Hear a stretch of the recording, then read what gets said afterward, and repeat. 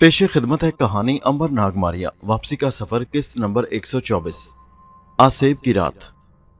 ناگ کی چیخ سے سارا جنگل دہل اٹھا۔ راجکماری اور کنیز ہڑبڑا کر اٹھ بیٹھی۔ غار کے باہر چاند کی زرد روشنی پھیلی تھی۔ انہوں نے باہر اسی بھوت کو دیکھا جس نے کل رات جلاد کو چیر پھاڑ کر اس کا خون پیا تھا۔ راجکماری اور کنیز چیخ مار کر غار کے اندر دیوار سے چمٹ گئیں۔ ناگ کی لاش اپنے لمبے ناخنوں والے ہاتھ پھیلائے غار کی طرف بڑھا۔ ناگ کی چیخ نے امبر اور ماریا کو بھی جگا دیا تھا۔ وہ بھی بھاگ کر غار کی طرف آ گئے۔ چیخ اسی طرف سے آئی تھی۔ انہوں نے غار کے سامنے آ کر دیکھا کہ ناگ غار میں داخل ہو رہا ہے۔ امبر اور ماریا فوراً سمجھ گئے کہ غار میں چھپی ہوئی لڑکیوں کا خون پینے جا رہا ہے۔ بڑا نازک وقت تھا۔ امبر نے وہیں سے ناگ کے اوپر چھلانگ لگا کر اسے پیچھے گرا دیا۔ ناگ زمین پر گرتے ہی اٹھا اور امبر پر حملہ کرنے آگے بڑھا۔ وہ درندے کی طرح چیخ رہا تھا۔ اس کے حلق سے غراہٹ کی آوازیں نکل رہی تھیں۔ اس نے امبر کو اٹھا کر زور سے درخت کے ساتھ دے مارا۔ ماریا نے ناگ کی یہ حالت دیکھی تو اس کی آنکھوں میں آنسو آ گئے۔ میرے بھائی کا یہ کیا حال ہو گیا ہے؟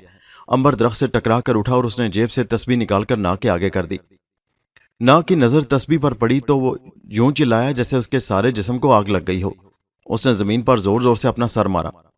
امبر کو پکڑ کر اس کی گردن مروڑنی چاہی، مگر امبر کے ہاتھ میں تسبیح دیکھ کر وہ پیچھے ہٹ جاتا تھا۔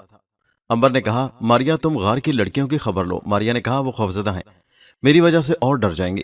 ہائے ناگ کو کیا ہو گیا ہے امبر بھائی؟ ابھی ٹھیک ہو جائے گا، گھبراؤ نہیں۔ راجکماری اور کنیز غار میں سہمی ہوئی یہ سارا تماشا دیکھ رہی تھیں اور خوف کے مارے ان کے دانت بج رہے تھے۔ وہ غار سے نکل کر ایک طرف بھاگنے لگی تو امبر نے اونچی آواز میں کہا، لڑکیوں خبردار بھاگنا مت، نہیں تو یہ لاش تمہیں زندہ نہ چھوڑے گی۔ راجکماری اور کنیز وہیں بیٹھ گئیں۔ ناگ کی حالت خراب ہونے لگی تھی۔ وہ تڑپ تڑپ کر بے حال ہو گیا تھا۔ وہ بار بار امبر پر حملہ کرنے آتا اور تسبیح کی وجہ سے پیچھے ہٹ جاتا۔ امبر نے دیکھا کہ تسبیح کے سفید موتیوں کا رنگ سرخ ہو گیا تھا۔ سرخ ہوتے ہی ناگ نے ایک چیخ ماری اور قبرستان کی طرف بھاگا۔ امبر بھی اس کے پیچھے پیچھے تھا۔ قبرستان میں اپنی قبر کے پاس جا کر ناگ نے اس میں چھلانگ لگا دی۔ اس کے چھلانگ لگاتے ہی امبر نے تسبیح بھی اس کے پیچھے قبر میں پھینک دی۔ تسبیح کے قبر میں پھینکتے ہی ایک دھماکہ سا ہوا۔ قبر میں سے شعلہ بلند ہوا۔ شعلہ ایک گولا بن کر قبر کے اوپر لٹکنے لگا۔ اس گولے میں کلاوتی دیوی کی شکل نظر آئی۔ وہ چیخ رہی تھی۔ اس کی زبان باہر نکلی ہوئی تھی اور گردن کو آگ لگی تھی۔ آگ کا گولا اسے لے کر اوپر ہونے لگا اور پھر اڑتا ہوا ستاروں بھرے آسمان میں غائب ہو گیا۔ آگ کے گولے کے غائب ہوتے ہی قبرستان میں ایک پرسکون خاموشی چھا گئی اور ٹھنڈی ٹھنڈی ہوا چلنے لگی۔ درختوں پر سہمے ہوئے پرندوں نے خوش ہو کر گانا اور چہچہانا شروع کر دیا۔ امبر نے ماریا کی طرف منہ کر کے کہا، کلاوتی دیوی کا جادو ٹوٹ گیا۔ وہ قبر کی طرف بڑھے۔ قبر ٹھنڈی ہو گئی تھی اور اس کے اندر سے ناگ دونوں کوہنیاں ٹکا کر باہر نکل آیا۔ اس نے امبر کو دیکھ کر کہا، میں اس قبر میں کیسے آ گیا تھا؟ ماریا کہاں ہے؟ ماریا نے کہا، میں تمہارے پاس ہی ہوں بھیا، خدا کا شکر ہے کہ تم اپنی اصلی حالت میں آئے۔ ناگ نے قبر سے باہر آ کر کپڑے جھاڑتے ہوئے پوچھا، مجھے کیا ہو گیا تھا؟ امبر نے کہا، اگر تمہیں بتاؤں کہ تمہیں کیا ہو گیا تھا اور تم کیا کرتے پھرتے تھے تو تمہیں کبھی یقین نہ آئے گا۔ ناگ خاموشی سے امبر کو تکنے لگا۔ تو کیا میں درندہ بن گیا تھا؟ کیا میں مردہ ہو گیا تھا؟ کچھ بتاؤ تو صحیح۔ امبر نے ناگ کے کندھے پر ہاتھ رکھ کر کہا، اب ان باتوں کا کوئی فائدہ نہیں، آؤ میرے ساتھ۔ دو بہنیں ہماری ہمدردیوں کا انتظار کر رہی ہیں۔ کون ہے؟ ناگ نے پوچھا۔ ماریا نے کہا، یہ وہی ہیں جن کا تم ابھی ابھی خون پینے گئے تھے۔ ناگ نے اپنا سر تھام لیا۔ نہیں نہیں، میں ایسا نہیں کر سکتا۔ امبر نے کہا، وہ تم نہیں تھے، تم پر جادو کر دیا گیا تھا، ایک ایسی جادوگرنی دیوی نے جس کا مقابلہ اسلام ہی کر سکتا تھا۔ اگر تمہارے دل میں کلمہ طیبہ کا نور نہ ہوتا تو تم زندہ نہیں بچ سکتے تھے۔ جادو برحق ہے اور تم زبردست جادو کے اثر میں تھے۔ ناگ نے آسمان کی طرف ہاتھ اٹھا کر کہا، یا اللہ مجھے معاف کر دے، میرے گناہ معاف کر دے، تیرا شکر ہے کہ میں پھر سے اپنی اصلی شکل میں آیا۔ ماریا، امبر اور ناگ غار کی طرف آ گئے۔ راجکماری کرن اور کنیز دونوں خوف کے مارے سہمی بیٹھی تھیں۔ اب جو انہوں نے اسی زندہ لاش کو امبر کے ساتھ اپنی طرف آتے دیکھا تو چیخ مار کر وہاں سے بھاگنے لگی۔ امبر نے ہاتھ اٹھا کر کہا، اب تمہیں ڈر کر بھاگنے کی ضرورت نہیں ہے، زندہ لاش پھر سے انسان بن گئی ہے۔ ناگ نے آگے بڑھ کر راجکماری اور کنیز کو بڑی شفقت سے سلام کیا اور کہا، مجھ پر جادو کا اثر تھا جو ختم ہو گیا، میری وجہ سے تمہیں جو تکلیف پہنچی ہے میں اس کی معافی مانگتا ہوں۔ راجکماری نے ناگ کو انسانوں کی طرح بڑی نرم دلی اور اخلاق سے باتیں کرتے دیکھا تو اسے کچھ تسلی ہوئی۔ امبر اور ناگ غار کے اندر آ کر بیٹھ گئے۔ کنیز اب بھی ناگ کی طرف دیکھتے ہوئے گھبرا رہی تھی۔ ناگ نے کہا، بہن اب مجھ سے بالکل نہ گھبراؤ، میں تمہاری طرح کا ایک انسان ہوں، مجھے تم اپنا بھائی ہی سمجھو۔ ناگ مسکرا دیا۔ امبر نے کہا، ہاں اب وہ بات نہیں ہے، برا وقت گزر گیا ہے، اب تم لوگ ہمیں سچی بات بتا دو کہ اصل میں تم کون ہو۔ راجکماری نے کہا، میں ریاست کے راجا کی بیٹی کرن ہوں اور یہ میری وفادار کنیز ہے۔ اور پھر راجکماری نے امبر اور ناگ کو ساری کہانی بیان کر دی۔ ناگ نے تعجب سے کہا، تو میں ترشول میں قید تھا اور اس قسم کی درندگی کرتا پھرتا تھا، میں اس وزیر کی گردن مار دوں گا جس نے مجھ سے یہ ظلم کروائے۔ راجکماری نے کہا، ناگ بھائی تم نے صرف ایک جلاد کو ہلاک کیا ہے اور اس جلاد نے سینکڑوں انسانوں کو وزیر کے اشارے پر قتل کر دیا تھا، تم نے اس کے ساتھ بالکل ٹھیک کیا۔ ماریا وہاں خاموش بیٹھی تھی۔ अंबर और नाग ने उसे बोलने से मना कर दिया था।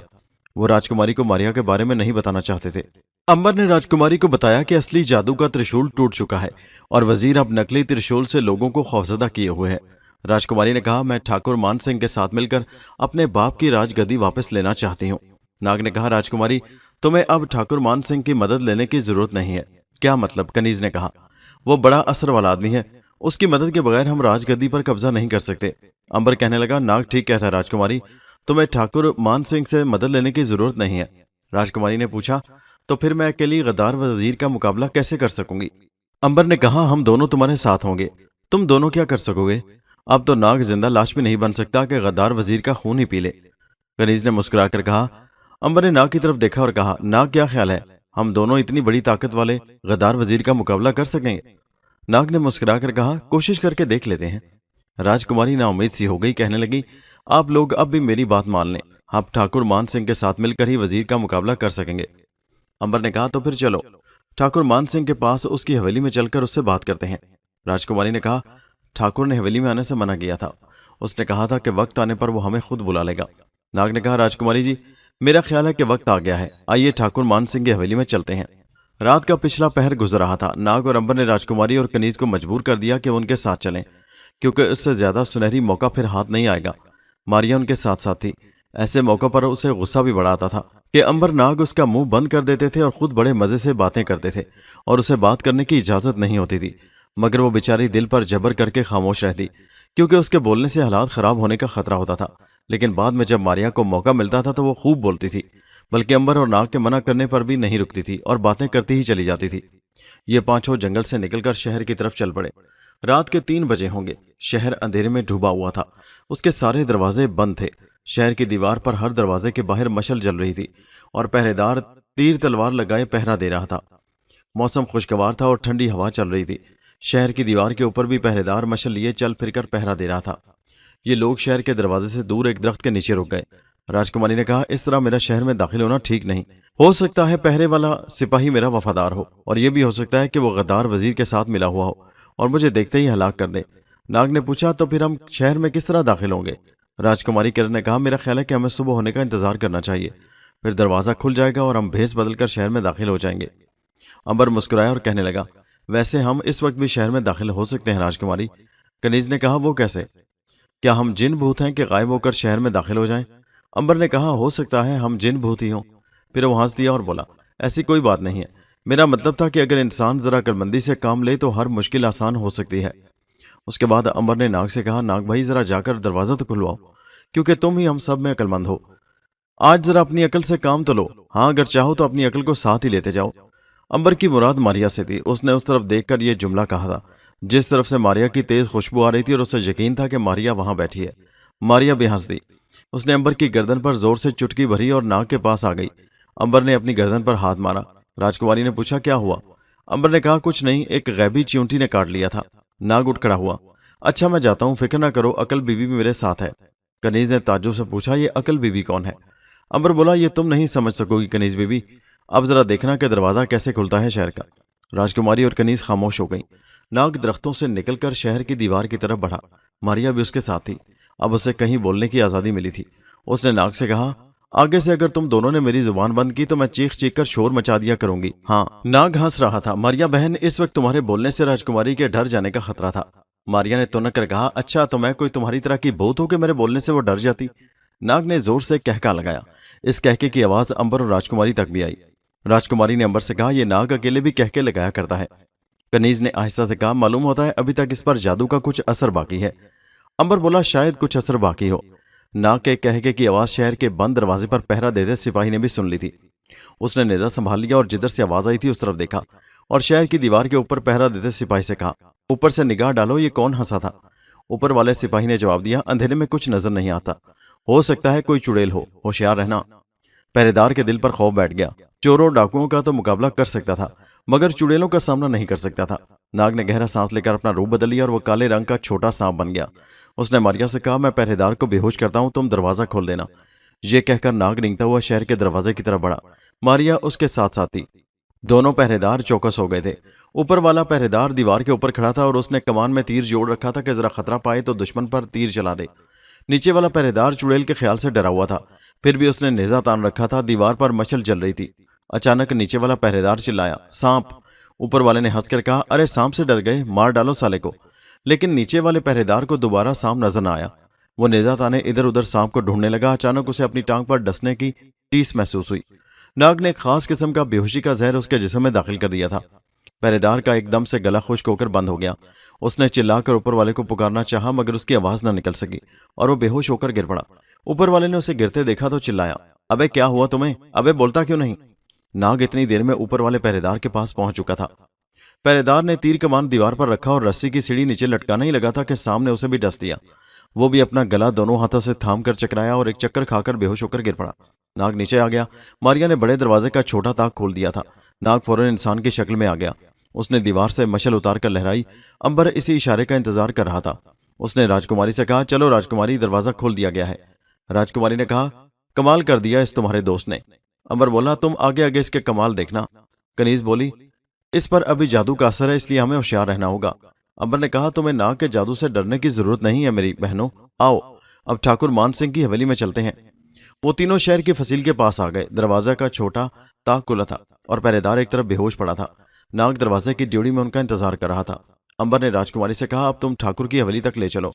ماریا، ناگ، امبر، راجکماری اور کنیز شہر کے اندر داخل ہو گئے۔ رات کے پچھلے پہر اندھیرے میں شہر سو رہا تھا۔ کہیں کہیں بازاروں اور گلیوں کے کونوں پر مشلیں روشن تھیں۔ پہرےدار یہاں بھی کہیں کہیں آوازیں دیتے گھوم رہے تھے۔ کنیز ان لوگوں کو ایک سنسان راستے سے ٹھاکر مان سنگھ کی حویلی تک لے گئی۔ پہرےدار نے راجکماری کو دیکھا اور ادب سے سر جھکا دیا اور پھر امبر اور ناگ کی طرف دیکھ کر بولا، راجکماری جی، آپ یہ لوگ کون ہیں؟ آپ آدھی رات کے بعد یہاں کیسے آ گئیں؟ راجکماری نے کہا، بھیا ٹھاکر صاحب کے پاس لے چلو ہمیں، یہ سب میرے ہمدرد ہیں۔ ٹھاکر مان سنگھ کو جگا دیا گیا۔ وہ دیوان خانے میں آ گیا۔ فانوس روشن کر دیا گیا۔ راجکماری، کنیز، ناگ اور امبر کو دیکھ کر اس کی پیشانی پر بل پڑ گئے۔ اس نے سنجیدگی سے کہا، راجکماری جی، میں نے آپ کو پیغام بھجوایا تھا کہ آپ کو جب تک میں نہ کہوں آپ شہر میں داخل نہ ہوں۔ امبر نے کہا، اس میں راجکماری کا کوئی قصور نہیں ہے ٹھاکر صاحب، انہیں ہم آپ کے پاس لائے ہیں۔ ٹھاکر نے امبر کی طرف اپنی گھنی بھووں والی آنکھیں اٹھا کر کہا، اور آپ لوگ کون ہیں؟ اس سے پہلے میں نے آپ کو کبھی نہیں دیکھا۔ امبر نے کہا، میرا نام امبر ہے اور یہ میرا بھائی ناگ ہے۔ ٹھاکر بولا، وہ تو ٹھیک ہے مگر آپ ہیں کون؟ ناگ نے کہا، ٹھاکر جی، ہم جڑی بوٹیوں کی تلاش کا کام کرتے ہیں۔ جنگل سے گزر رہے تھے کہ راجکماری کو خستہ حالت میں دیکھا تو ان کی مدد کو جی چاہا۔ ہم راج گدی واپس دلانے میں راجکماری کی مدد کرنا چاہتے ہیں اور ہماری خواہش ہے کہ آپ اس سلسلے میں ہمارا ساتھ دیں۔ ٹھاکر مان سنگھ نے کہا، راجکماری کا باپ میرا دوست تھا، وہ ایک نیک دل راجا تھا۔ غدار وزیر نے انہیں مہارانی کے ساتھ ہلا کر کے زبردستی تخت پر قبضہ کر لیا ہے۔ میں راجکماری کی مدد کرنا چاہتا ہوں لیکن ابھی اس کا وقت نہیں آیا۔ وزیر کے پاس ایک ایسی ترشول ہے جو اندر دیوتا نے اسے دی ہے اور جس میں سے آگ نکل کر انسانوں کو بھسم کر دیتی ہے۔ جب تک اس کے پاس یہ ترشول موجود ہے ہم کچھ نہیں کر سکتے، میں بھی مجبور ہوں۔ امبر نے کہا، اگر ہم وہ ترشول آپ کے پاس لے آئیں تو کیا پھر آپ راجکماری کی مدد کریں گے؟ ٹھاکر بولا، ضرور مدد کروں گا، لیکن وہ تم ترشول کیسے لاؤ گے؟ وہ اندر دیوتا کی نشانی ہے اور جو کوئی غیر آدمی اسے ہاتھ لگائے گا جل کر بھسم ہو جائے گا۔ ناگ نے کہا، ٹھاکر صاحب، میں اس ترشول کو خوب اچھی طرح سے جانتا ہوں اور اندر دیوتا کو بھی جانتا ہوں اور اس میں سے جو بھوت نکل کر آگ برسایا کرتا تھا اس کو بھی جانتا ہوں۔ آپ صرف راجکماری اور کنیز کو اپنی حویلی میں پناہ دے دیں، ہم وہ ترشول آپ کے پاس لے آئیں گے۔ ٹھاکر مان سنگھ سوچ میں پڑ گیا، پھر کہنے لگا، مجھے یقین نہیں کہ تم ایسا کر سکو، اس میں تمہاری جان کا خطرہ ہے، لیکن اگر تم خودکشی کرنا چاہتے ہو تو میں تمہیں نہیں روک سکتا۔ راجکماری ہماری حویلی میں ہماری بیٹی بن کر رہے گی۔ راجکماری نے اٹھ کر ٹھاکر مان سنگھ کے پاؤں چھو لیے۔ ٹھاکر نے اس کے سر پر شفقت سے ہاتھ رکھ دیا اور نوکر سے کہا کہ راجکماری اور کنیز کو عورتوں کے پاس پہنچا دیا جائے۔ راجکماری حویلی کے زنان خانے کو روانہ ہو گئی۔ امبر اور ناگ حویلی سے باہر نکل آئے۔ ماریا ان کے ساتھ ساتھ تھی۔ حویلی سے باہر آتے اس نے امبر سے کہا، اب میں تم سے خوب باتیں کروں گی اور اونچی اونچی باتیں کروں گی، تم نے بہت دیر مجھے خاموش رکھا ہے۔ امبر نے مسکرا کر کہا، ماریا، تمہیں جب ہم خاموش رکھتے ہیں تو کسی وجہ سے رکھتے ہیں، کیونکہ تم کسی کو دکھائی جو نہیں دیتی۔ اب اگر تم بولو تو لوگ ڈر کر بھاگ نہیں جائیں گے کیا؟ ماریا نے ناراض ہو کر کہا، اچھا خدا کرے کہ میں بھی تمہاری طرح انسانی شکل میں آ جاؤں، پھر تو تم مجھے چپ نہیں رکھ سکو گے۔ ناگ نے پیار سے کہا، ماریا بہن ناراض نہ ہو، ہم تو تمہارے پیارے بھائی ہیں، تمہاری خاطر جان بھی قربان کر سکتے ہیں، تم ہم سے باتیں کرو، بے شک جتنی چاہے باتیں کرو۔ ماریا کہنے لگی، میں کب تم سے ناراض ہوں؟ میں کب کہتی ہوں کہ تم زبردستی مجھے خاموش رہنے کو کہتے ہو؟ ٹھیک ہے مجبوری ہوتی ہے مگر آخر میں بھی انسان ہوں، کسی وقت منہ بند رکھے رکھے تنگ آ جاتی ہوں۔ امبر نے کہا، اچھا بابا، اب جب کبھی ایسا موقع آیا تو میں تمہیں وہاں سے دور لے جا کر تم سے باتیں کر لیا کروں گا۔ ماریا ہنس پڑی۔ ناگ نے کہا، شکر ہے۔ ماریا کا غصہ دور ہوا۔ یوں ہی باتیں کرتے وہ اندھیرے میں ڈوبے خاموش شہر کی گلیوں میں سے گزرتے ایک بازار میں آ گئے۔ बाजार सुनसान था। आसमान पर पो फट रही थी। सुबह होने में अभी कुछ वक्त था। दूर किसी मंदिर में घंटियां बजने लगी थी। बाजार की दुकानें बंद थीं। मकानों पर अंधेरा छाया था। हर तरफ गहरी खामोशी थी। अंबर और नाग साथ साथ चल रहे थे। मारिया कभी उनके आगे हो जाती और कभी उनके पीछे, और कभी साथ साथ चलने लगती थी।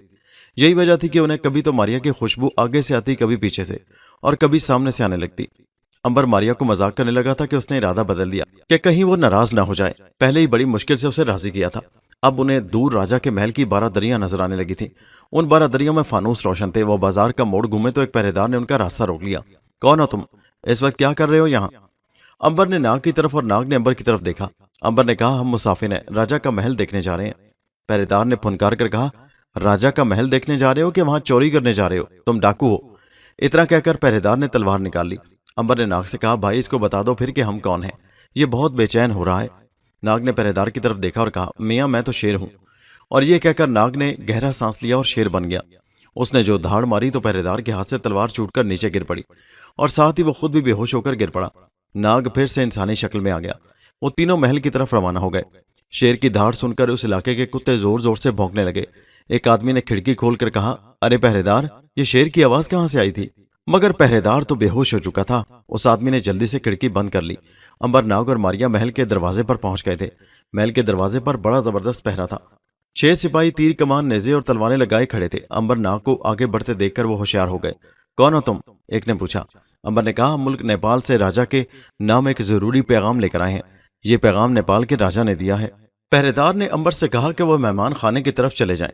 एक सिपाही उनके साथ कर दिया गया, जिसने दोनों बल्कि तीनों को शाही मेहमान खाने में पहुंचा दिया।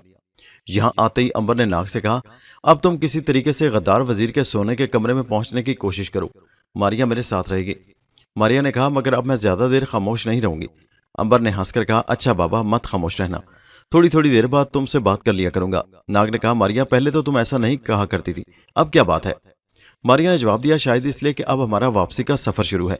अंबर कहने लगा, अभी तो 4-4.5 हजार साल का सफर पड़ा है। मारिया बोली, कोई बात नहीं, लेकिन एक चीज है कि वापसी का सफर मुझे ज्यादा दिलचस्प मालूम हो रहा है। नाग ने कहा, यह सफर इसलिए मुख्तलिफ भी है कि हम जिस अहद में दाखिल होते हैं वो हम पहले देख चुके होते हैं। मसलन जब हम आज से 300 बरस पहले सुल्तान टीपू के मुल्क में थे और सुल्तान टीपू अंग्रेजों के खिलाफ लड़ रहा था, तो हमें मालूम था कि सुल्तान को इस जंग में शिकस्त होगी। फिर जब हम उसके सिपाहियों को जोरों शोर से लड़ते देखते थे तो हमें दुख होता था, क्योंकि हम जानते थे कि ये लोग शिकस्त खा जाएंगे। मारिया ने कहा, इस सफर में एक नुक्स भी है, और वो ये कि हम बाज़ चीज़ें जानते हुए भी उनको जाहिर नहीं कर सकते। मसलन हम सुल्तान टीपू को नहीं बता सकते थे कि उसे शिकस्त होगी, और जब वो आखिरी बार खाना खाते हुए किले की दीवार के शिगाफ पर लड़ने गया था तो ये उसकी ज़िंदगी का आखिरी सफ़र था। मगर हम उसे जाने से नहीं रोक सकते थे, क्योंकि इस तरह से तारीख का सारा सिलसिला उल्टा हो जाने का डर होता है, सारी कड़ियां बिखर जाने और यूं सारी दुनिया के लोगों के तहस नहस होकर तबाह बर्बाद हो जाने का खतरा होता है। अंबर ने कहा, लेकिन फिर भी देखे हुए वाकयात को फिर से देखना, गुजरे हुए शहरों और हालात से दोबारा गुजरना बड़ी दिलचस्प चीज़ है। नाग बोला, भाई दिलचस्प साहब, मुझे बताएं, मैं जाऊं? वो कोई हमारी तरफ बड़ा सा बसंती पकड़ बांधे चला आ रहा है। अंबर ने कहा, हाँ हाँ, तुम फौरन राजा के सोने के कमरे में पहुंचो, मैं वहां पहुंच जाऊंगा। इतने में एक बसंती पगड़ी वाला भारी भरकम आदमी अंबर के पास आया और उससे पूछा कि शाह नेपाल की जानिब से वो क्या पैगाम लाया है। अंबर ने कहा कि वो राजा को खुद बयान करना चाहता है, क्योंकि पैगाम बड़े राज का है। बसंती पगड़ी वाले ने अंबर को साथ लिया और राजा के खास महल के बाग में आ गया। सूरज निकल आया था। राजा यानी गद्दार वजीर बाग में चहलकदमी कर रहा था। उसके पीछे पीछे शाही मुहाफिजों का एक दस्ता था। अंबर को वजीर के आगे पेश किया गया। दरबारी ने कहा, महाराज, ये नौजवान है जो शाह नेपाल का आपके नाम कोई खास पैगाम लाया है। गद्दार वजीर ने एक आंख ऊपर चढ़ाकर बड़े गरूर और नफरत से अंबर की तरफ देखा और उसके कंधे पर अपनी छड़ी हल्की सी मारकर बोला, तुम तो कोई मुझे चोर उचक्के लगते हो। शाह नेपाल ने तुम्हें कैसे भेज दिया? क्या तुम्हारे पास शाही दस्तावेज है? जी नहीं। वजीर एकदम गुस्से में आ गया। उसने चीख कर दरबारी से कहा, बदबख्त हरामखोर, इस उचक्के को यहाँ किस लिए ले आए हो तुम? ले जाओ और बंद कर दो इसे कैद खाने में। इससे पहले कि दरबारी और सिपाही अंबर को पकड़ते, अंबर ने आगे होकर वजीर से कहा, तुम्हारे नकली त्रिशूल का एक नुस्खा लाया हूं। इतना सुनना था कि वजीर का रंग जर्द हो गया। वो घबरा सा गया। उसने दरबारियों को वापस भिजवा दिया और अंबर को साथ लेकर बाग में फूलों की क्यारियों के पास जाकर बोला, तुम्हें किसने बताया कि त्रिशूल नकली है? तुम कौन और कहां से आए हो? अंबर बोला, मैं जानता हूं कि त्रिशूल नकली है और असली त्रिशूल टूट चुका है। गद्दार वजीर ने कहा, यह बकवास है, आओ मेरे साथ, मैं तुम पर साबित कर सकता हूं कि मेरे पास इंद्र देव का दिया हुआ असली त्रिशूल है। राजा ने अंबर को साथ लिया और अपने सोने के कमरे में आ गया। यहाँ नाग पहले ही से पहुंच चुका था और सांप बनकर शाही पलंग के नीचे छुपा हुआ था। वजीर ने ताक में से नकली त्रिशूल निकालकर अंबर से कहा, यह असली त्रिशूल है और मैं अभी तुम्हें इसकी करामत दिखाऊंगा ताकि तुम्हें यकीन आ सके। वजीर ने त्रिशूल को हवा में बुलंद करके कहा, ए त्रिशूल, इस नौजवान पर साबित कर दे कि तू असली है। ए त्रिशूल के सांप बाहर आकर इस नौजवान की गर्दन में लिपट जा। अचानक त्रिशूल का स्याह सांप पलंग के नीचे से निकलकर सामने आ गया। उस सांप को देखकर वजीर का हैरत से मुंह खुले का खुला रह गया। उसने तो अंबर पर रोब जमाने की कोशिश की थी और सोचा था कि जब सांप नहीं आएगा तो वो उसे कोई बहाना बनाकर महल की छत पर ले जाएगा और वहां से नीचे गिराकर हलाक कर देगा। कभी कभी ये गद्दार वजीर लोगों को खुद मारकर मजा लिया करता था, लेकिन यहाँ सचमुच का सांप निकल आया था और सांप भी वजीर ने पहचान लिया। ये वही पुराने जादुई त्रिशूल का सांप था। वजीर ने सांप की तरफ देखकर गुरूर से गर्दन ऊंची की और कहा, इस नौजवान को ऊपर उठाकर हवा में जरा 1-2 चक्कर दो ताकि इसके होश ठिकाने आ जाएं। इसने हमारे त्रिशूल पर शक किया था। सांप ने अंबर की तरफ देखा, भला अब वो पहले वाली बात कहाँ पैदा हो सकती थी। सांप ने अंबर की तरफ एक बार फिर देखा और जरा आगे बढ़ा, फिर रुक गया और अब वो वजीर की तरफ बढ़ने लगा। वजीर ने सांप को अपनी तरफ आते देखा तो चीख कर बोला, ए त्रिशूल के सांप, इस तरफ जाकर नौजवान की गर्दन से लिपट जा। मेरी तरफ किस लिए आ रहा है? अंबर ने कहा, इसका जवाब भी तुम्हें अभी मिल जाता है। फिर उसने नाग से कहा, नाग, इसको बता दो कि तुम इसकी तरफ क्यों बढ़ रहे हो। नाग फौरन सांप की शक्ल बदलकर इंसान की शक्ल में आ गया। वजीर ने फौरन उसे पहचान लिया। यह वही नाग था जो असली त्रिशूल में से निकलकर उसके हुक्म की तामील किया करता था। मगर अब इसे क्या हो गया था? अगर ये उसके पास त्रिशूल के हुक्म से आया तो फिर उसकी हिदायत पर अमल क्यों नहीं करता?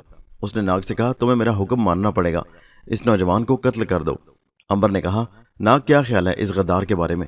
इसे अभी इसी जगह कत्ल कर दें या जरा इंतजार कर लें? नाग ने कहा, जरा इंतजार कर लें, राजकुमारी को भी आ लेने दो। इतना सुनना था कि गद्दार वजीर के तन बदन में आग लग गई। उसने गरजदार आवाज में कहा, इनको भी कत्ल कर दो। जरा दूर खड़े सिपाही राजा का हुक्म सुनते ही तलवारें लहराते अंबर और नाग की तरफ बढ़े। नाग एकदम से स्याहबाज बनकर हवा में ऊपर उड़ गया। अंबर ने वजीर से कहा, गद्दार वजीर, मेरा ख्याल था कि मैं तुझे माफ कर दूंगा और राजकुमारी किरण से भी तेरे लिए माफी की दरख्वास्त करूंगा, लेकिन तूने साबित कर दिया कि दुश्मन आखिर दुश्मन होता है और बिच्छू को लाख दूध और शहद पिलाओ, वो मौका मिलते ही डंक मारने की कोशिश करेगा। अंबर ने मारिया से कहा, मारिया, इन लोगों को वहीं रोक दो। मारिया ने भागते हुए सिपाहियों के आगे एक लकड़ी का लठ उठाकर फेंक दिया। सारे सिपाही मुंह के बल एक दूसरे के ऊपर आन गिरे। अंबर ने वजीर से कहा, अब भी वक्त है, राजगद्दी राजा की बेटी राजकुमारी किरण के हवाले कर दे। मैं तेरी जान बख्शी करवा लूंगा, मैं वादा करता हूं। वजीर ने तलवार सौंधकर अंबर की गर्दन पर भरपूर वार किया। इस अरसे में दूसरे सिपाही भी आकर अंबर पर तलवारें चलाने लगे। उनकी सारी तलवारें एक एक करके टूट गईं, मगर अंबर को जरा सी खराश तक न आई। उसने वजीर की तरफ देखकर कहा, क्या अब भी तुम नहीं मानोगे कि मैं इंद्र देवता का खास अवतार हूं, उसका खास आदमी हूं और तुम्हें इस दुनिया में सजा देने आया हूं? वजीर वहां से भागकर महल में चला गया। सिपाही दूसरी तलवारें लेने के लिए महल की तरफ भागे। उन पर हैरानी भी तारी थी कि आखिर इस इंसान पर इतनी तेज तलवारों का असर क्यों नहीं हुआ। उन्होंने ख्याल जाहिर किया कि जरूर इस शख्स ने कुर्ते के नीचे लोहे की जंजीरों वाला लिबास पहन रखा है। वजीर भी यही समझा था। राजा ने महल में आते ही सेनापति बिक्रम सिंह को तलब किया और उसे बताया कि दुश्मन का खास आदमी महल में घुस आया है और इस वक्त वो शाही बाग में है। इस तरह का उसका हुलिया है, उसे फौरन खत्म कर दिया जाए। सेनापति ने सर झुकाकर कहा, अभी इसका सर कलम करके लाता हूं महाराज। सेनापति ने अपने साथ फौज का एक दस्ता लिया और बाग की तरफ भागा। उधर अंबर और नाग एक बारादरी की दीवार के साथ लगकर खड़े बातें कर रहे थे कि उन्हें इस किस्से को खत्म करने के लिए फौरन हमला करके राजा और उसके साथियों को उसी वक्त मौत के घाट उतार देना चाहिए। मारियम इनके पास थी और वो भी यही कह रही थी कि गद्दार को ज्यादा ढील नहीं देनी चाहिए कि इतने में महल की तरफ से शोर उठा। उन्होंने देखा कि सिपाहियों का एक पूरा दस्ता तलवारें लहराता उनकी तरफ नारे लगाता भागा चला आ रहा है। अंबर ने कहा, मारिया और नाग, अपना काम शुरू कर दो, ये घी सीधी उंगली से नहीं निकलेगा। नाग स्याहबाज बनकर उड़ गया। मारिया एक तरफ चली गई और अंबर बारादरी के चबूतरे पर खड़ा हो गया। सिपाही बारादरी के करीब आए तो सेनापति बिक्रम सिंह ने कहा, रुक जाओ, इसका सर मैं खुद कलम करूंगा। अंबर मुस्कुराया, बोला, बिक्रम सिंह, तुम अपनी पगड़ी तो संभालो, देखो वो हवा में उड़ रही है। उसके साथ ही स्याहबाज गोता मारकर आया और बिक्रम सिंह के सर पर से पगड़ी उतार कर ले गया। उसके बाल खुल गए। बिक्रम सिंह सख्त गुस्से में आकर बारादरी के चबूतरे पर आ गया। उसने तलवार का भरपूर हाथ अंबर की गर्दन पर मारा। अंबर की गर्दन पर जूं भी न रेंगी और बिक्रम सिंह की तलवार 2 टुकड़े हो गई। अंबर ने कहा, अब मेरा वार संभालो। अंबर ने बिक्रम सिंह को कलाई से पकड़कर अपनी तरफ झटका दिया। बिक्रम सिंह 2 कलाबाजियां खाकर नीचे गिर पड़ा। सिपाहियों ने अंबर पर तीरों की बारिश शुरू कर दी। तीर अंबर के जिस्म पर लगकर दोहरे हो होकर नीचे गिर रहे थे। सिपाहियों ने जब यह मंजर देखा तो वो कुछ घबरा गए। चंद एक सिपाही हिम्मत करके बारादरी पर चढ़ आए।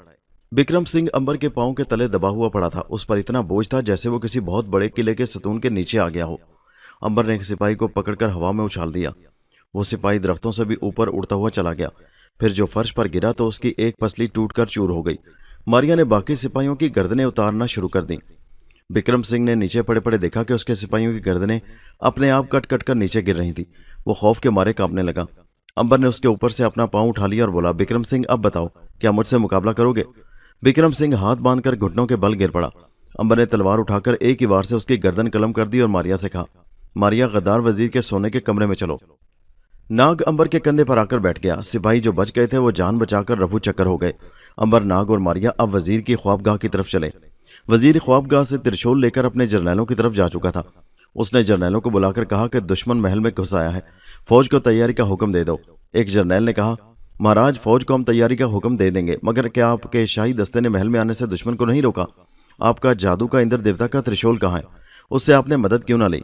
वजीर ने त्रिशूल आगे करके कहा, मैं तुम्हें अभी जलाकर भस्म कर दूंगा। फौरन फौज लेकर महल में पहुंचो।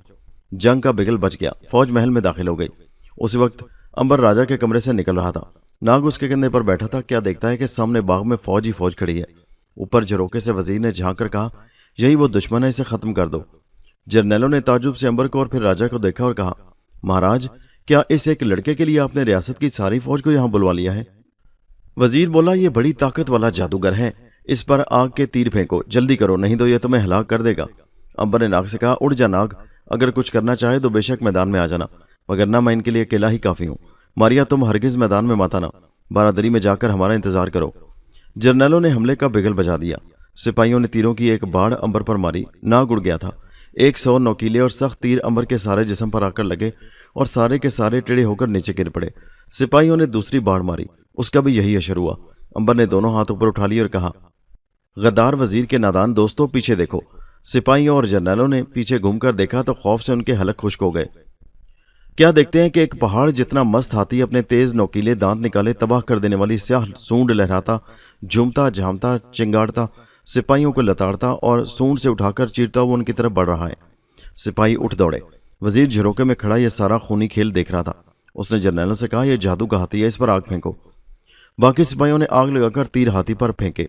हाथी एक बहुत बड़ी समुद्री वेल मछली बन गया, जिसके सर में से पानी का बहुत बड़ा फवारा बुलंद हो रहा था। ये देखकर सिपाहियों के हाथ पैर फूल गए। उन्होंने हथियार फेंके और वहां से भाग खड़े हुए। सिर्फ 4 जर्नैल बाकी रह गए। अंबर ने ऊंची आवाज में नाग से कहा, नाग, मेरे पास वापस आ जा। वेल मछली एकदम से गायब हो गई और नाग बाज बनकर फजा में बुलंद हो गया। फिर वो अंबर के सर के ऊपर आकर मंडाने लगा। जर्नैल अंदर से डर गए थे। इस किस्म का जादू उन्होंने पहले कभी नहीं देखा था। वो सिर्फ अपने झूठे गरूर को कायम रखने के लिए वहां खड़े थे। अंबर बारादरी से उतरकर जर्नैलों की तरफ बढ़ा। उनके करीब जाकर उसने कहा, तुम लोग खूब जानते हो कि गद्दार वजीर ने असली राजा को उसकी रानी समेत कत्ल करके राजगद्दी पर कब्जा कर लिया था, राजकुमारी को कैद में डाल दिया था। फिर तुम इसके वफादार क्यों बने रहे? तुम लोगों ने इंसाफ की आवाज क्यों न बुलंद की? एक जर्नैल ने कहा, हम लालच में आ गए थे, अब हम अपने किए पर शर्मिंदा हैं। दूसरा जर्नैल बोला, लेकिन राजा रानी मर चुके हैं और राजकुमारी का कोई पता नहीं कि वो कहाँ है। अब हम तख्त किसके हवाले कर सकते हैं? अंबर ने कहा, राजकुमारी जिंदा है और वो हमारे साथ है, हम उसका तख्त वापस दिलाने यहाँ आए हैं। जर्नैलों ने कहा, हम राजकुमारी को रियासत की महारानी तस्लीम करते हैं। अंबर ने कहा, ठीक है, अब तुम लोग जाओ। एक जर्नैल ने कहा, गद्दार वजीर की क्या सजा होगी? अंबर ने कहा, इसको मैं खुद सजा दूंगा। अंबर ने मारिया और नाग को फौरन हवेली की जानिब रवाना कर दिया ताकि वो राजकुमारी और कनीज को वापस महल में ले आए और खुद गद्दार वजीर की तलाश में महल के अंदर आ गया। महल के बाग में जगह जगह सिपाहियों की लाशें पड़ी थीं। महल खाली खाली था। अंबर ने महल का एक कोना छान मारा मगर वजीर उसे कहीं ना मिला। इतने में राजकुमारी और कनीज महल में दाखिल हुई। जर्नैलों और सिपाहियों ने नारे लगाकर राजकुमारी का इस्तकबाल किया। ठाकुर मान सिंह राजकुमारी के साथ था। वो ये देखकर हैरत से दंग रह गया कि जिन लड़कों को वो चोर उचक्के समझ रहा था उन्होंने सारे महल पर कब्जा कर रखा है और इतनी बड़ी फौज को गाजर मूली की तरह काट कर रख दिया है। जर्नैल अंबर और नाग के आगे सर झुकाए खड़े थे। राजकुमारी ने आगे बढ़कर अंबर और नाग के हाथ बारी बारी चूम कर अदब एहतराम से अपनी आंखों से लगाए। अंबर ने राजकुमारी के सर पर सोने का ताज रखा और उसके महारानी होने का ऐलान कर दिया। सारे जर्नैलों और मंत्रियों ने जय महारानी माता के नारे लगाए। राजकुमारी ने अपनी कनीज को अपने महामंत्री यानी वजीर आजम बना लिया। उसने अंबर से पूछा, हमारा असली दुश्मन और मेरे माँ बाप का कातिल वजीर कहाँ है? अंबर ने कहा, वो कहीं फरार हो गया है। महल में उसे जगह जगह तलाश किया, वो कहीं नहीं मिला। राजकुमारी ने कहा, इस महल के नीचे से एक खुफिया सुरंग दरिया पार चली गई है, वो जरूर उस सुरंग में से फरार हुआ होगा। नाग ने कहा, मैं उसकी लाश लेकर आता हूँ, वो मेरा शिकार है। मुझे सुरंग का रास्ता बताया जाए।